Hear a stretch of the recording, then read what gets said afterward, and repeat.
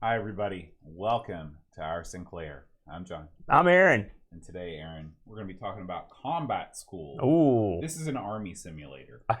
This is all it was. This is it, eh? There comes a time in every young man's life when he gives serious thought to joining the armed forces. Not this young man. Really? So there was never a time for you when you were a kid and you were like, man, maybe one day, maybe I'll hitch up with Uncle Sam. No, I don't think I ever really considered it, to be honest with you. I had a number of things standing against me when it comes to service. Was it that you always wore a coat? No, it's cowardice would be my biggest thing standing against me. Hey, that was mine too. And all laziness. Yep. Inability to stay within the realm of a rule set. Yep. Difficulty working with others in close quarters. Sort of uncomfortable being around firearms. Rampant exercise. Mm-hmm. Yes, all those things. Mm-hmm. Lack of bravery. Mm-hmm. Yes. Which sort of rolls into the cowardice part. It's a shame that I didn't play combat school as I was going through, because I think that this game could have cured me of all those things. No, it would not have cured me, and I'll tell you why. Because this would have convinced me there was no conceivable way I could ever make it through combat training. My buddy at work is a retired Air Force. All right, so he actually started in the Army, and then so he went through boot camp twice. Oh my gosh! And him, I'll buy it. Tough, stocky, little, steely-eyed killer. Mm-hmm. Me, no. But I mean, and I've heard all the stories, and I've had plenty of friends that were in the military. And before we get too far, I have the utmost, and this isn't some kind of crap you say like as an offhanded comment. I have the utmost respect for anyone that is involved in any sort of military endeavor. They're brave. It's a difficult task. It's uncomfortable. It's dangerous. I agree with you 100%. And my grandpop was a double Purple Heart winner, prisoner of war in WW2, a real man's man. Those guys don't come around every day. And so with all that said, I'm not those men. I knew my limitations early on. If there's danger, I'm the one that's running away from the danger. The military guys are the ones that are running towards it. That's right. Yeah. And I mean, that's the reason why they get all the accolades and stuff. They really do deserve it. Mm-hmm. I mean, they really do. But no, I never considered going in. Now, I had lots of friends that go in. Some made it through, and some got booted. I had two of my friends got Section 8'd out of there. Really? Yeah. Wow. Yeah, it didn't go too good. One was in the Marines. No, two in the Marines. One in the Navy, I believe what it was. I think you could describe your whole circle of friends as really one big Section 8. Thank you, good friend of mine, Boat. The king. I don't deny it. Now, what about you? You've never considered actually going in? I'm surprised. You've seen my feet. My feet immediately disqualify. You say that, but it's funny. I never really paid attention to your feet until just shortly ago. Yeah. You do have they're kind of big and kind of weirdly. Extremely flat feet. Yeah, that kept my dad out. What? Yeah. Also, his eyesight, and he had polio. Those are all in factors. Yeah. My father was the first person, I believe, in like 6 or 7 generations. I think that it was a long haul. He was the first one that was not in the military, and it was because he's basically blind in one eye. Well, yeah. So yeah, that'll do it. So, but he grew up much like your father in the age of Vietnam, and so it's possible that if he would have gone in, he wouldn't have come out. Yeah, yeah. Now let me ask you this: let's say you have to go in, right? Okay. Which branch do you see yourself being in? And pick it because that's the cool branch, not because you hear they're easy or whatever. Just which one do you think you would be most would do your best work? I'll tell you. I think because I have thought about this, especially because as we've talked about before off air, Eep went through a period of wanting to join the military. That's right. We were just talking about it today at work. Yeah. My buddy asked if she ever joined. Yeah, she decided that. Well, there were many factors, but anyway. I could see myself as one of these people on the submarine. I think that I could do a sub type job. Of course, those guys get paid the big bucks because you are under the sea for 6 months at a time. Yeah. But it involves you not having to move around a whole lot. Yeah. Not having to run a lot. It involves you looking at a computer screen. I'm good at that. I'm good at looking at computer screens. unfortunately, it involves you having to like be around and be able to be like cordial with groups of people in close quarters for a long period of time. You know that cordiality is not often my greatest asset. You know, I'm so happy you said Navy because one of my co-workers in BA is a former breath alcohol. Oh, okay. Is a former underwater, steely-eyed, killer of the deep, really submarine nuclear sub technician, top shelf level. Wow. This guy was a top tier nuclear. See, that's why another reason I didn't go in. Nuclear. He was a top level nuclear sub guy, big time guy, technician. He fixed nuclear stuff. Mm-hmm. All right. Why he's with us, we've still not yet determined this. And he's an unusual demeanored fellow, this guy.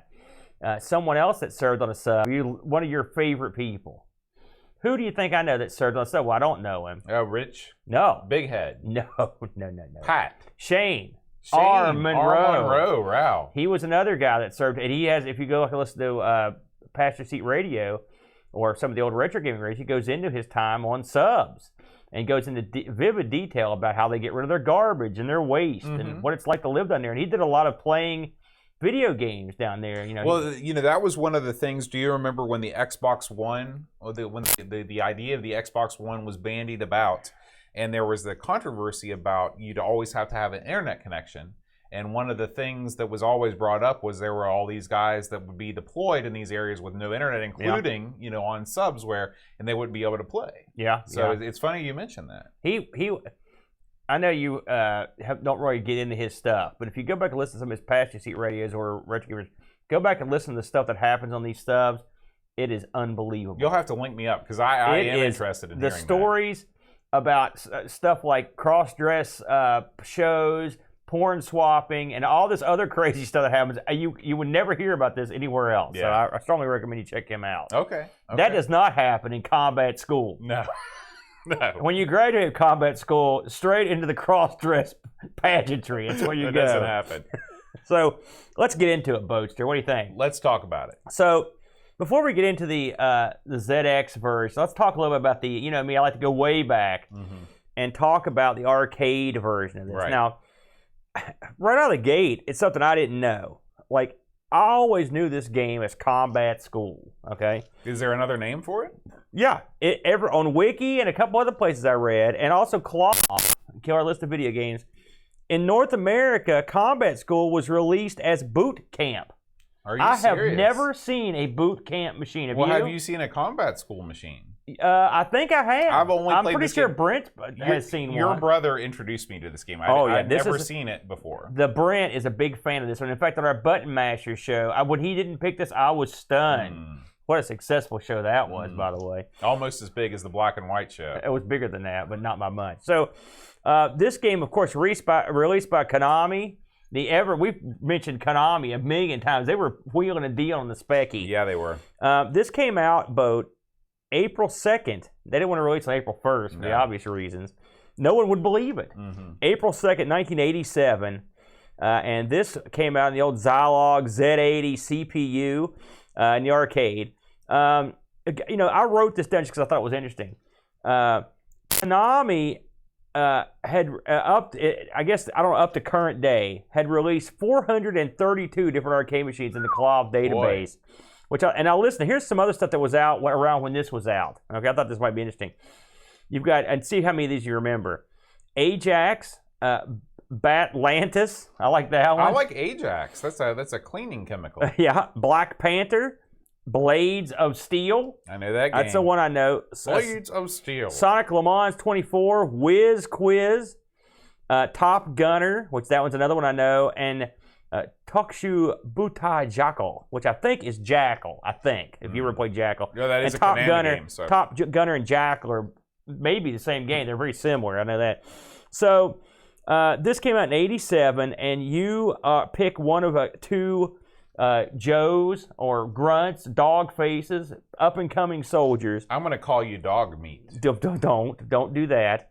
As you go through 7 stages of boot camp training, old school training. This is old school. So let's get into the events on this thing, and then we'll talk about how well they pulled them off on the ZX. And by the way, I should mention this also got released for the C64, the Amstrad, and DOS. And get this, here's a little side tidbit. This was announced for the Amiga, but apparently never released or even completed. Really? I'm not sure it was started. Yeah. So I'm surprised that this did not get, because this 87, that's right in the Amiga's wheelhouse. And the Amiga could have done this game pretty well. Absolutely. I think. So, absolutely. I don't know what they were doing. Who knows? Yeah, because you think about it, other games from this time period, Blades of Steel got a release, Double Dribble got a release. So yeah. Weird. So let's talk about it. And we both love these games where there are events. Mm-hmm. You know, we're big fans. Games. Yeah. So what you have here, you've got in the arcade, which again I've never played this in the arcade. The control panel consisted of a trackball. You heard me, and 2 buttons. Okay. I can see that. You play one of 2 guys, Nick or Joe. Mm-hmm. Right? Nick has a brown hair and orange shirt, and Joe is blonde with a blue shirt. Right. A lot of orange shirts in boot camp. I don't know if you knew that. I didn't know that. And sort of some like teal. Orange is the new black. Peach. You know, they really let you go crazy with the color palette, and also you kept all your hair. I've seen that in Full Metal Jacket. Yeah. So, man, I love that movie. At least the first part. So, let's talk about the first event. It's in the game. It's called Obstacle Course. I'd like to refer to it as "Please kill me now, sweet God, no. Please help me.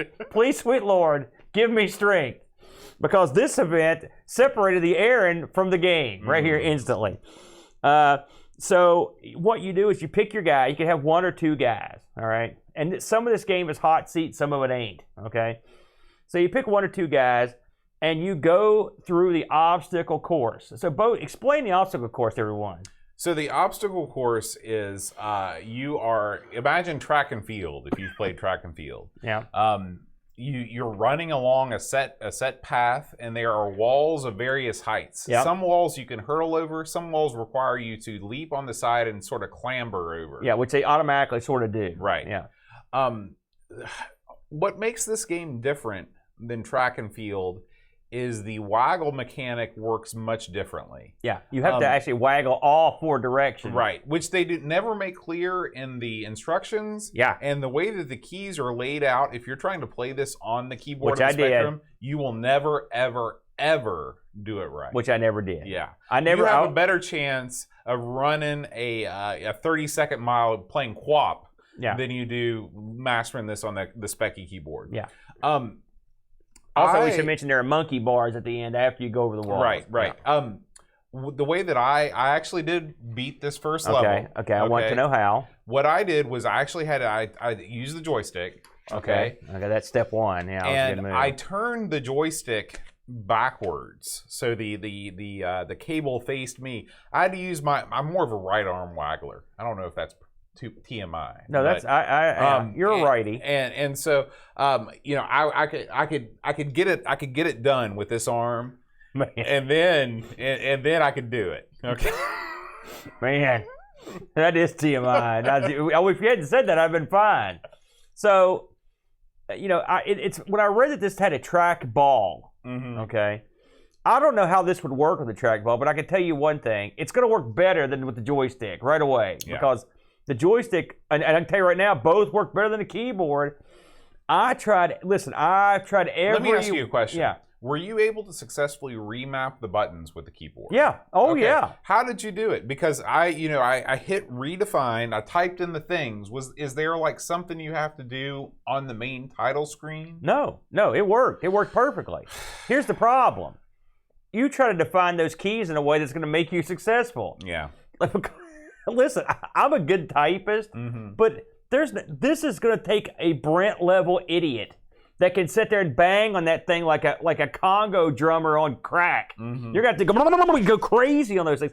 I didn't have it, and full disclosure, your boy never got off the obstacle course. I did get close to finishing it, but I never actually finished because you're on a time limit, of course. I looked for cheats. I tried cheats. I couldn't get them to work. I was so desperate to try anything. I was downloading other people's games. I was doing every crazy thing you could think of. And did you try it with the Chupacabra? I don't know what that is. That's the joystick I made you.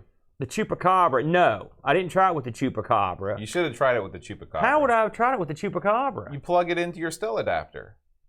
A what? The thing you built. Every time we talk about the 2600 to USB adapter, you're like, I built one of those. Oh, I lost that. I don't know where it's at. Oh. That's a good idea, though. Oh, Yeah. I never thought about that. Anyway, it's hard, y'all. Difficult as heck. I would suggest that you would stick with the trackball. So, moving on. The next thing you've got is the first shooting range. Okay, you've got to shoot these targets, and they just sort of pop up. I'm sure you went through and watched all these. Well, I've played this game hundreds of times in the arcade. Okay, good. So I knew what to expect. You know a lot more about than I do. Explain that shooting, the first shooting set. Picture a shooting gallery. Where you can see it's sort of a raised third-person perspective, over-the-shoulder perspective. Yeah. And you see a wide swath of grass, beautiful green spectrum grass. And these targets pop up out of nowhere, and they always pop up maybe 5 in a line. Yeah. And there is a little assist where once you kind of center in on one, if you just hit it evens out. Yeah, it evens out. Yeah.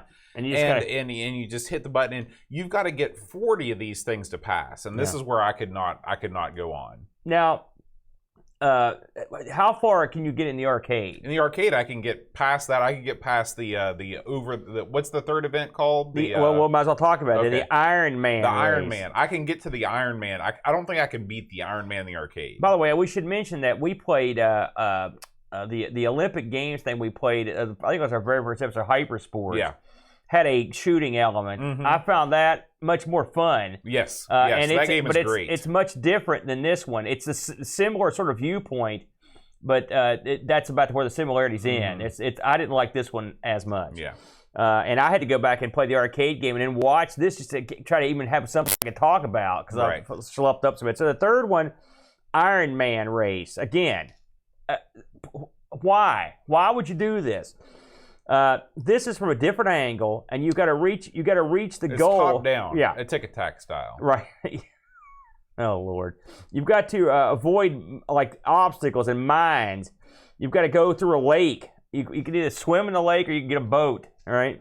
I'm assuming you took the boat. I always take the boat because your boat.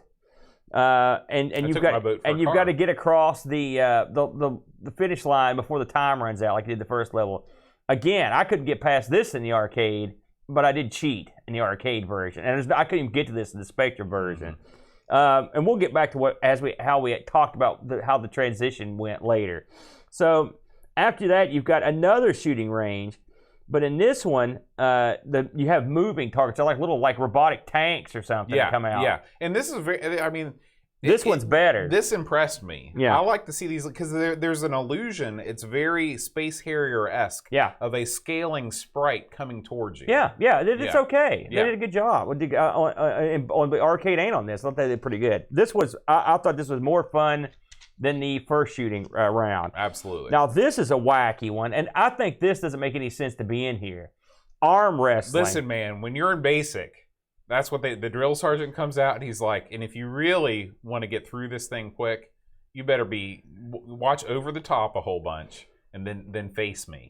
Now you could lose this one and keep on trucking, but you look like a jobber basically. Yeah. Did you ever beat the guy in arm wrestling? No. Okay. No. I've never gotten this far in either version. And this is one where it's just a continual button mashing death. That's all it is. Or joystick swag. There's no skill element involved in arm wrestling at all. Now.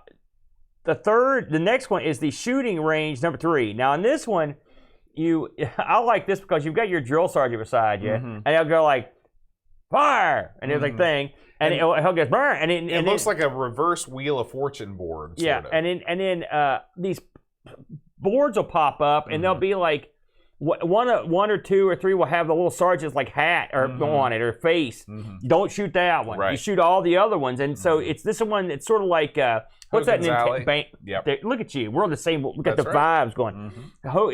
There's certain ones you shoot and certain ones you don't shoot. So this is one where precision is key and speed. Absolutely. And again, I didn't like this one either. Yeah. but it's still. I mean, it is what it is.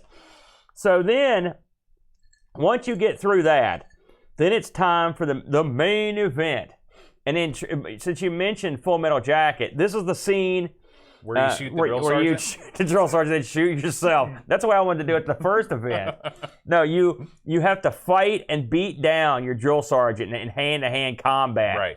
Now, this I tried, and On the Spectrum version? no, Oh, okay.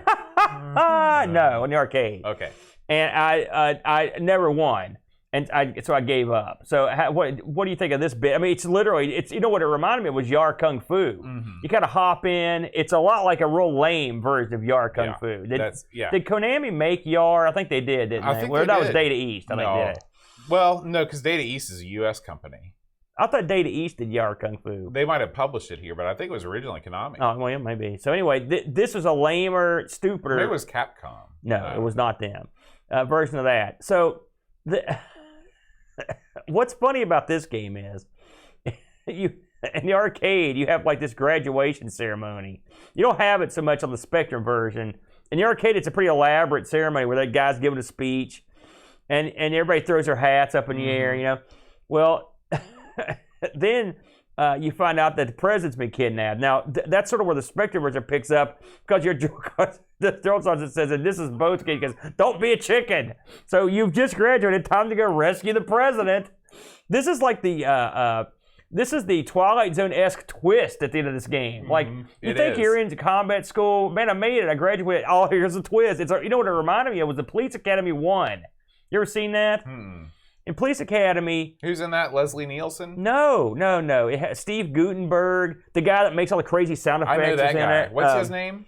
Michael Winslow. Bam. That's it. And also, Hooks and Hightower. Hooks in there? Hooks, the girl, it's like the real high voice.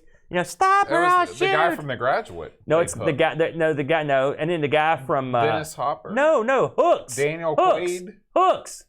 And then it's got the football player in it, the big tall guy. The Fridge? No, he wasn't that tall. He was more fat than tall. There's a great scene. Do you remember? Have you ever seen Police Academy? No. The guy is huge. It's this huge guy, but he doesn't know how to drive, and he can't pass his driving section of his Police Academy training. Okay. So they take him out to practice. All right. Well, they go get in the car, and this guy can't fit in the car. Wow. So he literally cuts off the roof with his car. Oh, I've seen Shaq do that. Drives around. Yeah. It was great. I like that. You should see Police Academy. I thought it was pretty funny. Anyway, this reminds me of that. So now these recruits are forced to go out and... Do they have to rescue the president? No, but they have to... At the end of Police Academy, there's a huge riot, and they send all the Police Academy guys to go out and just like control the crowd. But the problem is the idiots send them to the wrong spot, and so they're right in the middle of the riot. Some of the Police Academy guys are screaming and running. Some are stealing stuff, but a lot of them are actually trying to fight crime. So in this last bit, you have to go rescue the president from the armed terrorists. All right. So this turns into sort of a rip-off of Kung Fu, Kung Fu Fighter, where you go across the screen. Yeah, kind of. All you need is and so you run across and you beat the crap out of these guys. And something that they add that's different is you have to also avoid fire, and these guys will lob like rocks and stuff, and you sort of have to move in between. There's more variety in this than in Kung Fu. Oh, yeah. And then at some point, your guy will shimmy on a pipe or whatever, and he's wailing on these guys. No gun, of course. And then once you get past the alley and the buildings, and it goes through like multiple buildings and stuff, then you get toward the bit where you actually go in and fight this big guy. It's sort of like fighting your instructor. You beat his hiney, and then you rescue the president, and then it game's over. Go out for hamburgers. Yeah, it is sort of bad duty. Now think about it. And so duty is right. I had not played this like you and Brent, and so this was I enjoyed the story and stuff of this game. The problem is the game. So let's talk about the Spectrum conversion in detail. What did you think about the graphics and sound in this? This did not have sound like you would expect in every Spectrum title. Well, this is a 128K game. Yeah, it was good. So the sound's great. Yeah. However, the music started to wear on me the 87th time that I did the obstacle course. Well, that's because you're no good. Yeah. But the music is great. I mean, and again, we say the music is great because we haven't played a whole lot of Spectrum games with music at all. And so this was like a symphony from the gods. Yeah. I mean, it was good. So good. Good tune. I was actually humming it the other night. I was like, oh, that's pretty good. So what did you think of, now you've intimately played I don't like the way that sound. You got a sleek 90 on and played Combat School in the arcade. What did you think about this game's making the home version here? Well, they say there's nothing like a good waggler, and this is nothing like a good waggler. This is a horrible game. It's a horrible game. It's the worst. It's the dirt worst waggler I've ever played in my life, because they don't tell you that you need to do 360s on the stick whenever you're. If you read the instructions, which I printed out, they do tell you. Listen, any game where they do the QWOP and they expect you to do a 360, that's no good. That's no good. They should have made this game like track and field, which is what the arcade game is like, where you go back and forth like a good boy until you get to the end. Okay? The Iron Man, they shouldn't have made that a waggler at all. They should have made that like an endless runner where you're propelled forward with your legs in a running like motion and you have to dodge the obstacles. The arm wrestling game should not have been in there at all. They should have taken that out. I thought you said that fit the motif. After I badmouthed it, you're like, no, it's great. The arm wrestling game is crap. Okay, they should have gone. Here's the proper sequence of events. Yeah. Okay, you got the obstacle course. Yeah. Okay, shooting range. Which one? The first one. Uh-huh. I'm fine with the shooting range. Iron Man. Okay. Tank shooting range. All right. So far, you haven't changed anything. Okay. Yeah. Battle with the instructor. Okay. Okay. Yeah. Then the instructor's defeated, laying there, and he's like, "You've got one more thing to do. Yeah. You need to be tested to see if you're ready for the real world. Yeah. Go to the third shooting range." And then you see, and they should have changed the third shooting range to make it less lame. They should have had like cardboard cutouts of civilians and crap like that. Okay. Yeah. You beat the third shooting range. That's also like Police Academy. Then you go to the graduation ceremony. They should have left that in. It's 128K, baby. You should have been able to fit in the graduation ceremony. Then you go to the Kung Fu Master stage. Kung Fu Master stage, quite nice. Of course I didn't play it, but I watched it, and it's very well done. This game is aggressively monochrome. It looks good, though. But it reminds me of what it reminds me of those Mac games me and Brent played at one time. Absolutely, it's like a Dark Castle vibe. Yeah. And so, but this is it's that part of the game is fun. It's aggressively monochrome. I'm gonna have that written on my tombstone. This man was aggressively monochrome. I think this game, getting back to, I think the transition was good. It looks good. The whole game looks good. I thought they did a good job. Arm wrestling, everything. They got color in some of it. It's not all monochrome. This part is with the end boss, but they've got grass and stuff. It looks pretty good. Sounds good. The problem this game has is the waggling. I only had keyboard. Okay, so I was boned, and trust me, I don't want people to think, oh, he phoned this one in. Folks, ladies and gentlemen, I tried every conceivably wacky thing I could do and Shane will admit this, but I'm emulating this in the computer. I hooked up 2 keyboards and put the jump button on a wireless keyboard on the floor that I was tapping with my toe. I was thinking about this. Remember that racing game that we played where you could simulate a joystick by taking a roll of electrical tape and rolling it over the keys on the keyboard? No, don't remember that. Well, they could have done something similar if you could have taken that same roll of electrical tape and somehow mapped your keys in a row and just, one of these. Well, I didn't have that thought, to be honest with you. That's a little bit out of my league. We should probably mention before we completely sum it up that this game, published by Ocean and released, it was coded in by some guys that we've ran into in the past.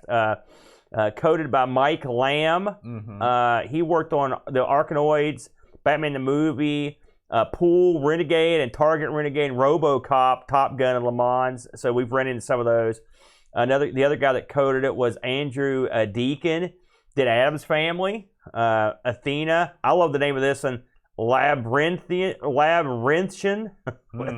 Yeah, Seems like they tried a little too hard. Megabucks, Operation Thunderbolt, and Wolf, and Rambo, and RoboCop 2. So he did a lot of stuff. And then graphics by a fellow named Ivan Horn, who did exactly the same stuff as Deacon. So I guess they worked together. The graphics are quite good in this. And the music was done by David Whitaker. We've ran into on Amigos and this. He's done a ton of stuff. He did Dizzy, Guys or Loops, and he also did Shadow the Beast, if you'll recall. So he knows what he's doing. again, you mentioned this is a 48K/128K. I believe there were 2 versions of this. I played the 128. Yeah. I believe they were on 2 different sides of the tape. You've got it had a bunch of different interface controls, but good luck on that. You could use the Kimpston. You could use the cursor. Yeah, you could use the keyboard. Interface 2. Interface 2. I don't know what that is. Yeah, you don't want to know. Do it. Yeah, fair enough. This was originally sold for basically right around £8, £15 for the disc version. That's the big money. Yeah, it is. And then the budget price for this thing, £3, so not too bad. It also came with a demo version of Gryzor as well. So hey, there you go, added bonus. Now, getting back to the actual gameplay, I wanted to play this in the worst way. This is right up our alley. Right. It's everything we love. We love these games. And we play a lot of this waggling crap. You know, listen, I played Decathlon for years in the Atari 2600, so I know how to waggle a thing or two. Yeah, that 4.6 thousand meter event at the end. If you spent, by the way, the Iron Man race should have been at the end of the game and then the instructor fight. They got that wrong. Okay. So how would you lay it out then? If it was me, it'd be first of all, I would have, the first thing I'd do is not have the controls suck. Okay. But that much said. It'd be obstacle course, shooting range 1, arm wrestling, shooting range 2, then the Iron Man, I guess, then shooting range 3, and then the fight with the guy. I'd like to have the Iron Man race at the end before the fight, but you have to break up all the shooting. Yeah. Too much shooting in this, not enough. I mean, come on, can't you come up with some other stuff? Listen, man, it's the Army. You know, yeah, but the Army does that thing with the sticks. You know, the like Pugil sticks? Yeah, like that was when the Army was training people for American Gladiators. Oh, they still do it? No, they still do it? They don't use Pugil sticks Oh, anymore. yeah, my buddy said they use it. Or how about something throwing grenades? Something like that. Okay, I'd accept you know, that. Come on, man. I think the people that made this hadn't, I mean, come on, boating and swimming in water, they're not doing that. Come on, what are we doing here? We're going to get a canoe? You know, what are we doing? We try to invade the Sioux? That's usually how we invade, is by canoe. What, by canoe? No, that's why me and you don't run the Army right there. Listen, we're going to take the beaches with this canoe. We'd be dead a million times. But anyway, I agree with what you said. The controls suck. And by the way, if you bought this for £15, and you're like, I'm just going to play this on my keyboard, I don't have a Kimpston, you're boned, sir. Boned, I tell you. You're throwing money away at that point. I can't wait to get my own Specky up and running so I can actually play this crap with a proper joystick. I'm about to get all the same crap you got, the additional baloney and the crap to stick in the doodad. You don't have the additional baloney.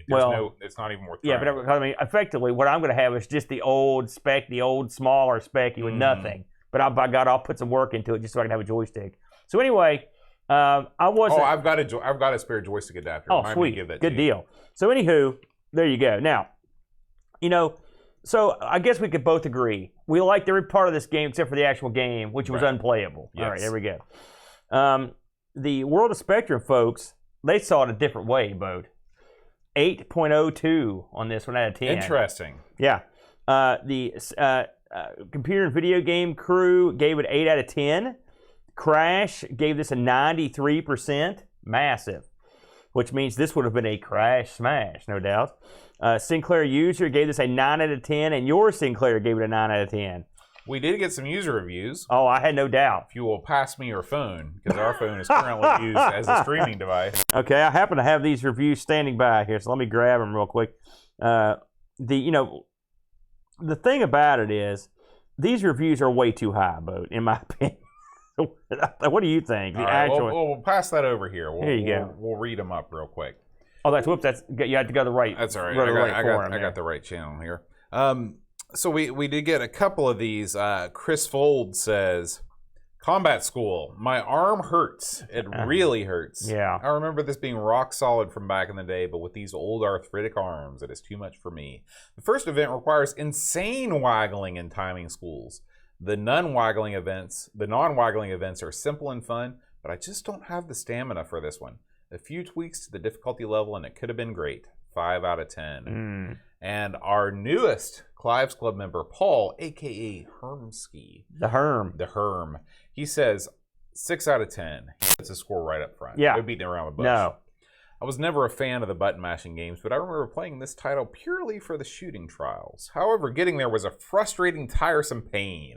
As a 1987 game, I was expecting more, but for me, it didn't hold the same appeal as the earlier DT games.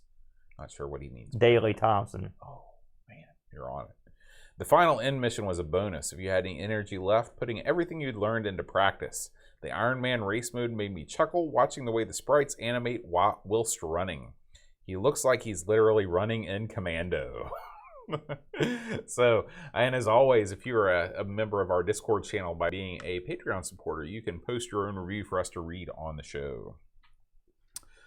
So yeah, Combat School. Is it the biggest disappointment of the show? No. The biggest? It is pretty disappointing, though, isn't it? Yeah, because we played games that are worse than this. Listen, does anyone in the world love event games more than me and No. you? We're the biggest. We are total marks for these sorts of games. Right. And so when I've got one here, it looks good. I want to play it. But I can't because it doesn't work right with the controls. Maybe you're right. Maybe this is the most disappointing I've been. I believe it. Dadgummit. This is the AGA of. Oh, jeez. Would you just let it go? Yeah. So, let's see. This was actually chosen for us by none other than Boss Man. Boss Man chose this one for us. Come on, Boss. Harrington. And we should probably take a time to recognize the people that make this show happen, the Our Sinclair Patreon supporters. We have a new Clives Club member this week, Paul Davies, a.k.a. Hermsky. We welcome him to the fold. Welcome aboard, Herm. Yeah. And if you would like to support Our Sinclair, you can go over to patreon.com/Our Sinclair and help keep the show on the air. Yeah. Just like these guys. You got Hermsky, Andrew Waite, David Spencer, Cap'n Crispy, Laurent Giroux, Gary Heather, Eric Nelson, Harbo Knott, Graham Vebke, Frodo NL, Tapes from the Crypt, Pixels at Dawn, Chris Folds, Paul Harrington, and Christopher Hassel. You know, before we move out the door here, I meant to ask you, is this amongst your wealth of tapes? I don't believe that I own Combat School. Well, if you wanted to buy it, Bode, how much do you think you'd pay on eBay? You want to take a guess?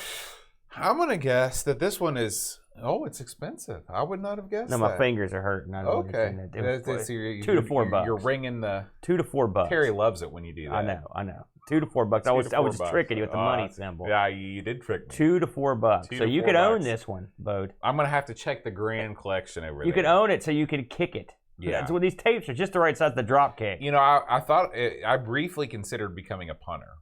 You did? In football. I'd say if you're going to play football, that's where I'd put you. Yeah. You know? I went away from the action. Or guy that holds the towel. What's that guy called? Towel boy? Towel boy. Yeah. Towel boy. It's a dual role. If they had Punter that and kind of towel position boy. in combat, like the guy that wipes the soldier's brow, we could be in. Yeah. Or you could be in the band. I could be in the band. You know, I'm watching a great series on YouTube. It's a guy who goes by World War I week by week. Really? Yeah, it's fascinating. Why do you never send me these links? It's on our account. Anyway, there was the Austro-Hungary army, I believe it was. They had some real problems. They were no good. Okay, and during one of the battles, their generals thought it would inspire the men if they would have a full band to play inspiring music while they fought. The problem is half of them didn't have weapons. Like they were outmanned. Like they had all these problems. They were walking in knee-deep mud. And so as they went out and got slaughtered, this band played uplifting. Play My Heart Will Go On. That's what we could do right there. I think I found our role in the military right there. Losers sides band. You know, when you're third or fourth chair trumpet in that band, you know, that's when you've really hit the skids in your military career. That's right, in the Austria-Hungary Empire Band. That's right. The AHEB. That's right, man. Fighting Eagles. Next week, Aaron, I'm going to Ireland. I heard that. If you heard. Next week is Amiga Ireland, the Europe's premier Amiga event. Some people think it's in Naus over Amiga 34 in Germany. No. They got nothing. There was no boat at this particular event. They got nothing on Amiga Ireland. Who's going to be at this thing? You got you. Yeah. Is Dan and Ravi going to this event? Dan Wood, Ravi Abbott, both large those and in guys. charge. I believe Pixels at Dawn is he going to Pixels this? at Dawn is going to be there. Yeah, he's a big deal. will be there. Mr. Pleasance. Mr. Pleasance. Graham W. Vebke. The Fig. The Fig is going to be there. The beard of the show. I think Rushi's going to be there. Rushi's going to be there. Let's see who else is going to be there. Graham. Did we say Graham already? He's going to be there twice. He's going to be there twice. Trevor Dickinson, the new Amiga connoisseur. The Trev. Yeah. David Haney, the creator of the what we call Workbench, but actually has a different name. It's the thing we call Workbench. Man, that's... Yeah. And you're going to be actually participating in some of the on-stage efforts again this year. Now, I can't forget the biggest star. Yeah. This guy. The biggest star. The biggest star. Bigger than Mr. Pleasant? Yeah. I'm talking about the one and only, the originator of the Man Cave, Edvin Helen. Edvin Helen coming out of the cave. Yeah, he's coming out of the cave. He comes out once a year for a special appearance. And whenever he enters the room, this is what happened last year. Okay, he walked in and everything stopped. Yeah. And you just heard people whisper, Evan's here. Oh, man. Yeah, it was one of those And that's deals. how it was. Yeah. There are so many, we don't even know. I mean, I'm not even sure who all is coming from that we know, our personal buddies from the Discord. But there are lots of luminaries. It's going to be a huge deal. Yeah. And so you're going to be representing us in this illustrious event. And what you've done to me, as it pertains to this show, is I will be forced to set in and perform Our Sinclair with the Brent. The Brent. So Boat, glorious 24-hour party of fun and joy with luminaries. Kebabs flowing like water. Me, Our Sinclair, our beloved Sinclair, and I've got to endure the Brent. But Brent will be taking a baby step into the realm of the Sinclair. I believe that this is going to be the very first time that Brent steps into the role of host of Our Sinclair. Yeah, and I don't know. I'm trying to think if we've played anything on the show. I think we have played some stuff on ARG Presents that was on the ZX. So Brent, I think, has dipped his toe in the pool a bit. But this is a full-on plunge. What are we playing, Boat? We are going to be playing Rainbow Islands. Oh, okay. Boy, and you're missing out on that one, aren't you? That's one of your favorite games. This is 2 weeks that's killing me on Amigos. We're doing... You know how long it's been since we've done a wrestling game on Amigos? I'm sorry. Well, maybe you can do a little baby report. You can put it up later. And Rainbow Islands, just a killer arcade game. Yeah, it's gonna be quite a weekend. That's for sure. So we're gonna be taping Our Sinclair and Amigos directly after ARG Presents.